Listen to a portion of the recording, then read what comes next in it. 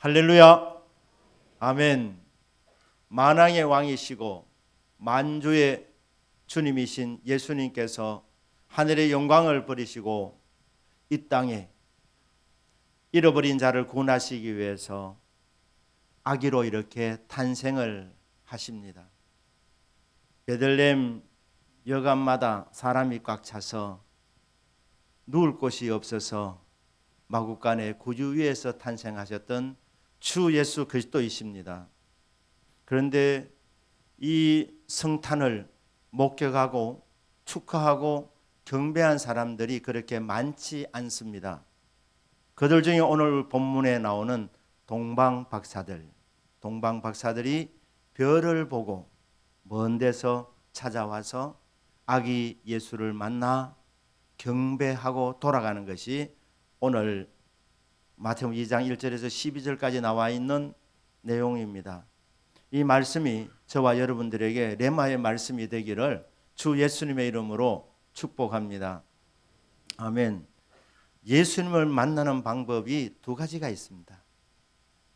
하나는 천지 만물을 통해서 하나님께서 이 우주 만물을 창조하실 때에 하나님의 능력과 하나님의 성품이 거기에 다 담겨져 있기 때문에 이 우주 만물을 정확하게 이해하게 되면 예수님을 알게 됩니다.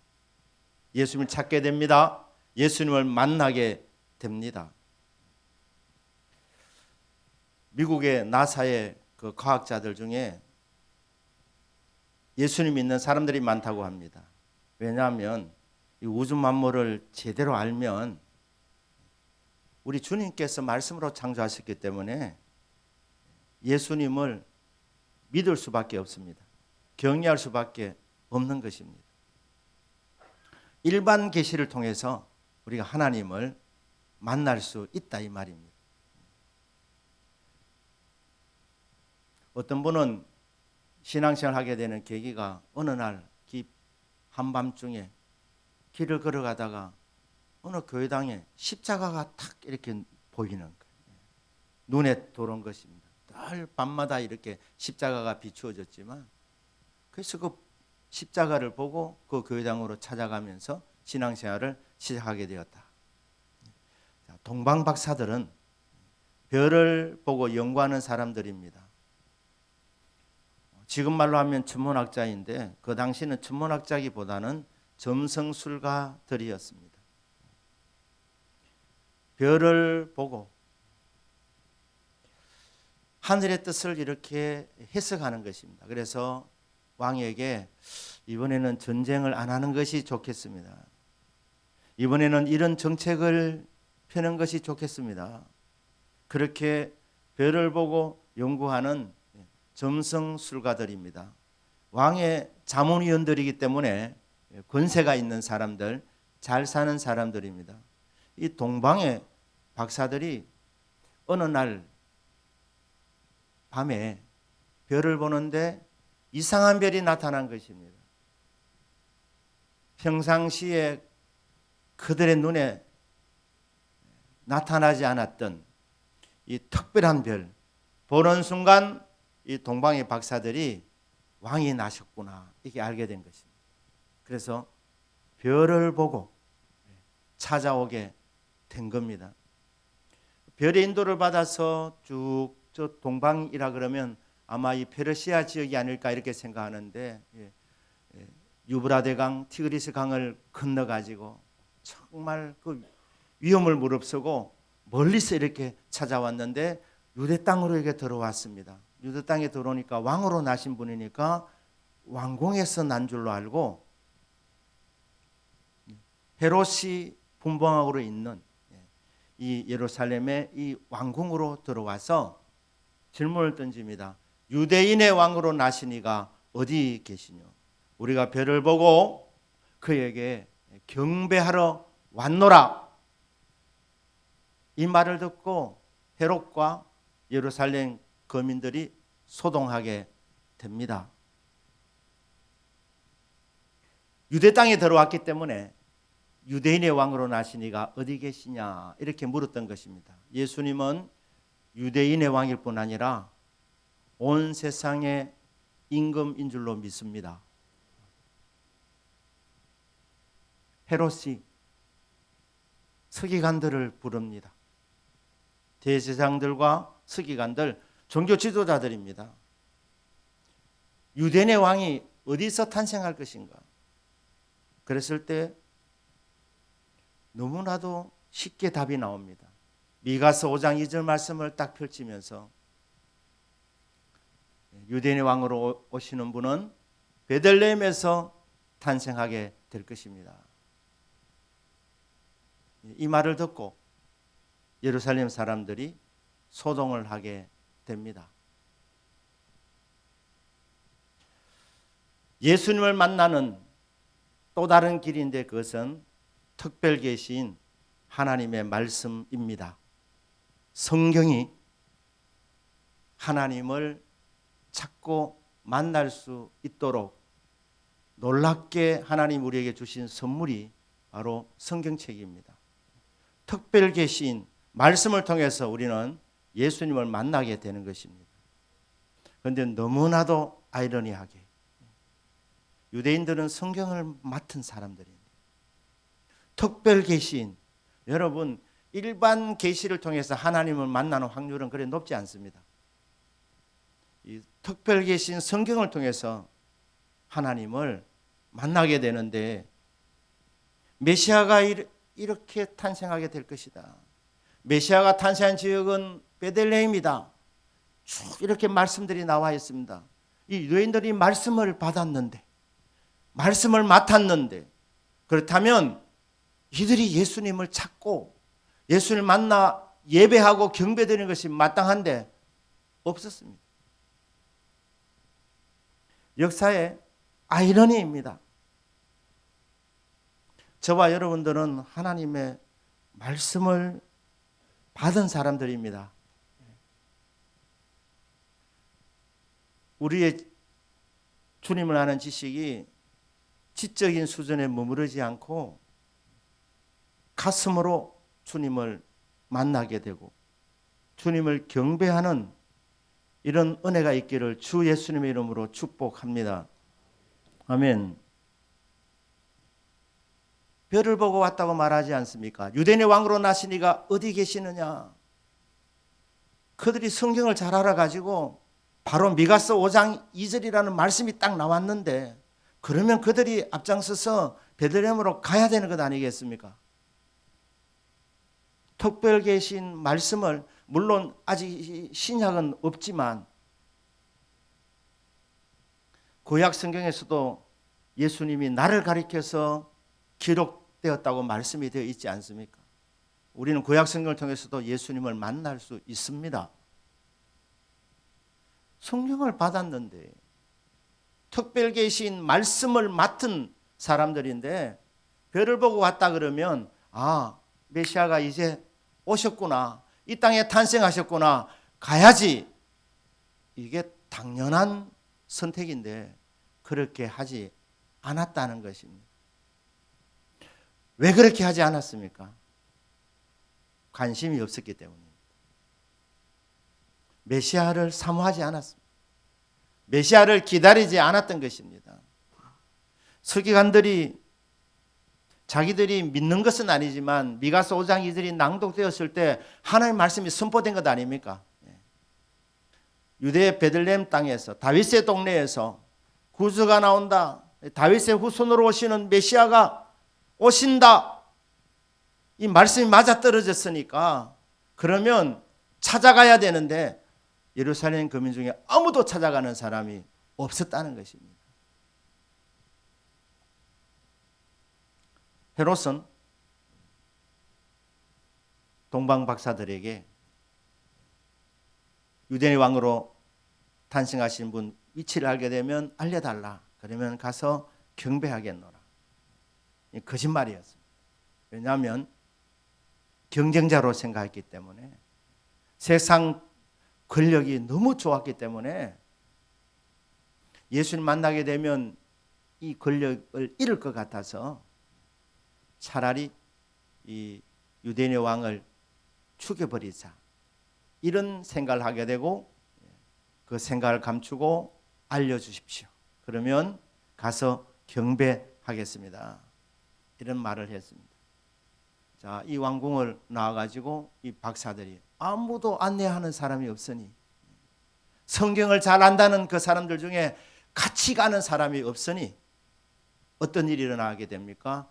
다시 일반 계시로 하나님께서 별을 통하여서 아기 예수가 탄생하여 있는 그곳으로 하나님이 인도해 주신 것입니다. 그러다가 어느 집 앞에서 별이 가르치는 것을 멈추게 됩니다. 들어가 보니까 아기 예수가 있는 것입니다. 그 아기를 보고 기뻐하고 기뻐하더라. 준비해왔던 황금과 유향과 모략을 예물로 드리니라. 2000년 전에 일어났던 일입니다. 성경을 몰랐던 사람들은 별을 보고 일반 계시를 통해서 주님을 만나게 되고, 성경을 알고 있던 사람들, 특별 계시인 성경을 맡았던 사람들은 아무도 주님을 찾아가지 않았던 2000년 전의 일이 오늘날에도 반복되지 않도록 저와 여러분들이 하나님의 이 말씀을 받았다는 것을 진심으로 감사하는 은혜가 있기를 주 예수님의 이름으로 축복합니다. 아멘. 그런데 여러분, 성경을 알고 있는 것으로 다가 아닙니다. 여러분, 성경을 통하여서 예수님을 아셨으면 반드시 그분 앞에 나아가서 예배하셔야 합니다. 경배 드리셔야 합니다. 예배는 합당한데 반드시 드려야 하지만, 예배를 통해서 누가 주님의 임재를 경험합니까? 누가 주님을 만납니까? 누가 주님을 알게 됩니까? 사모하는 마음으로 예배를 통해서 하나님 영광 받으시고, 예배 가운데 주님이 임재하신다, 찾아오신다는 것을 믿고 그 주님의 임재를 사모하는 사람들이 주님을 만나게 된다는 것입니다. 그렇기 때문에 지금 이 시대는 일반 계시가 그렇게 특별히 필요하지 않습니다. 지금도 꿈을 통해서도 주님이 부르시는 경우도 혹 있지만, 그러나 하나님 말씀이 완성되었기 때문에 성경으로 충분한 줄로 믿습니다. 성경을 통해서 우리는 주님을 만나게 됩니다. 만나셔야 합니다. 예배 때마다 만나야 합니다. 이 동방박사들은 무슨 목적을 갖고 찾아왔습니까? 아기를 만나, 이 유대인의 왕으로 나신 분을 만나서 경배하기 위해서 찾아왔다, 이렇게 했습니다. 예배드리기 위해서 우리가 예배당으로 나오셔야 되는 것입니다. 저와 여러분이 말씀을 통해서 주님이 어떤 분인지 더 잘 알 수 있게 되기를 주 예수님 이름으로 축복합니다. 그런데 여러분, 이 지식이 지적 동의에서 머물지 않도록 마음에서 우러나오는 기쁨과 감사가 될 수 있도록 여러분, 전인격적인 만남이 예배 시간마다 있기를 축복합니다. 지적인 수준에 머무는 것이 아니라 정말 전인격적으로 주님 만나게 되면 우리 마음에 기쁨이 충만하게 됩니다. 동방박사들이 기뻐하고 기뻐하더라. 그러면 어떻게 하셔야 되느냐? 주의 말씀을 들을 때 예루살렘 거민들처럼 듣고 관심이 없으니까 잊어버리는 것이 아니고, 말씀을 들을 때에 그 말씀을 마음으로 받으셔야 합니다. 전인격적으로 말씀을 만나야 하는 것입니다. 귀로만 듣는 것이 아니라 하나님 말씀을 듣는 이 문이 두 가지가 있는데, 하나는 귀고 하나는 입입니다. 저와 여러분은 말씀을 들을 때 이 두 가지가 다 동시에 열려지기를 축복합니다. 귀만 열리시면 안 됩니다. 입도 여셔야 합니다. 입을 여시면 말씀이 우리 마음 안으로 들어오게 되는 것입니다. 그러면 마음의 안에 들어오게 되는 그 증거는 뭐냐 하면 기쁨이 충만하게 되는 것입니다. 감정이 움직여지게 되는 것입니다. 입으로 말씀을 받는 비결은 말씀 들을 때 아멘 하시는 겁니다. 아멘 하시는 거예요. 아멘 안 하시면 한쪽 귀로 듣고 한쪽 귀로 그냥 지나가 버립니다. 그러나 정말 사모하는 마음으로 말씀을 들으면 이 마음이 열리고 입이 열려져서 말씀이 한쪽 귀로 듣고 한쪽 귀로 빠져나가는 것이 아니라 그 말씀이 우리 마음판에 새겨지게 됩니다. 마음판에 새겨지는 증거가 기쁨이 충만하게 된다는 것입니다. 거기서 그치지 않고 어디까지 나가야 되느냐? 주님을 경배하셔야 합니다. 황금과 유향과 모략을 준비해 와서 왕이신 예수님께 바쳤습니다. 주님은 경배받으시기에 합당하신 왕이십니다. 황금, 유향, 모략, 그 당시에 가장 값나가는 가치 있는 것들입니다. 그것을 바치는, 이게 뭡니까? 전인격적인 예배입니다. 지적으로 이해하고 마음으로 믿고 의지적인 결단으로 내 삶을 드리는 것, 이게 전인격적인 예배입니다. 동방박사들이 이것을 한 것 아닙니까? 동방박사들, 황금과 유황과 모략을 드려지는 이 헌신, 로마서 12장 1절에서 뭐라고 말씀합니까? 그러므로 형제들아, 내가 하나님의 모든 자비하시는 너희를 권하노니 너희 몸을 하나님 기뻐하시는 거룩한 산 제물로 드리라. 이는 너희가 드릴 영적 예배니라. 구원받은 자는 합당하게 예배를 드려야 되는 것입니다. 이게 당연한 절차라고 합니다. 순서라고 합니다. 이 예배는 무엇입니까? 드리는 것이다. 헌신이라고 말합니다. 헌신. 그러니까 전인적인 예배는 말씀을 들을 때에 아멘으로 받아서 우리 마음으로 그 말씀을 받는 것. 그리고 나아가서 의지적으로 주여 받은 은혜와 사랑 감사합니다. 내 삶을 주님 앞에 드립니다. 받아주십시오. 이렇게 헌신하는 것, 거기까지 나가는 것을 우리는 전인격적인 예배라고 하는 것입니다. 예수님은 만왕의 왕이시고 만주의 주님이시기 때문에 예배 받으시기에, 경배 받으시기에 합당하신 분이십니다. 요한계시록 22장 17절입니까? 우리 예수님은 광명한 새벽별이라고 말씀하셨습니다. 또 우리에게도 확실한 예언이 있으니 어두운 데 비추는 등불과 같으니 날이 새어 새벽이 이르기까지, 광명이 내게 이르기까지 내가 이것에 주의하는 것이 옳으니라. 주님의 말씀이, 광명한 새벽별이신 주님이 내 마음에서 샛별이 되어서 선명하게 떠오르기까지 여러분들은 말씀을 들을 때마다 말씀에 집중되기를 축복합니다.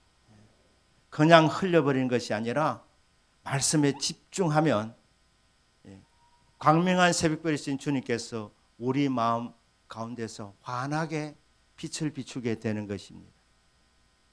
이렇게 될 수 있도록 집중하는 방법을 우리는 묵상이라고 하는 것입니다. 묵상.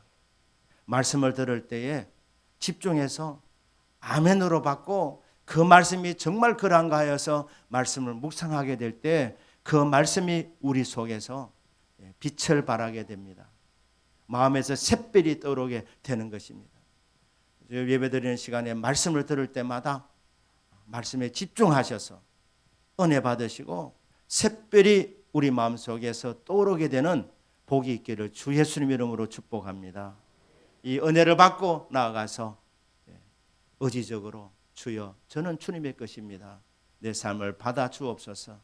황금과 유황과 모략을 드렸던 동방박사들처럼 우리의 예배가 전인격적인 예배가 될 수 있도록 지적으로, 감정적으로, 의지적으로 온전하게 드려지는 저와 여러분들의 남은 삶이 되기를 주 예수님의 이름으로 축복합니다.